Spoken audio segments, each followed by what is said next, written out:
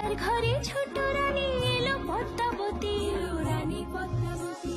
রাজার আরো 6টি রানীর ছিল না সন্তান, পদ্মাবতীর কোলালোতে মিলল সমাধান। বছর যেতে জন্ম নিল 7 ছেলে 1 মেয়ে, হয় খুশির আকাশ হঠাৎ কালো মেঘে গেল ছেয়ে। হিংসেতে যায় জ্বলে পুড়ে বাকি 6টি রানী, যুক্তি করে ঘটায় ওরা 7 কুমারের হানি। সুযোগ মতো 7 ছেলেকে মাটিতে দেয় পুঁতে, বাঁচে একা পারুল, ওরা পায় না তাকে ছুতে। ধাইমা বাজায় সেই মেয়েকে বড় করে তোলে, 7 ভাইকে পায় যে পারুল 7টি চাপা ফুলে। এত কিছুর পরেও রাজার বিপদ যে কাটে না, সূর্য নগরে সুখের সূর্য আর ওঠে না।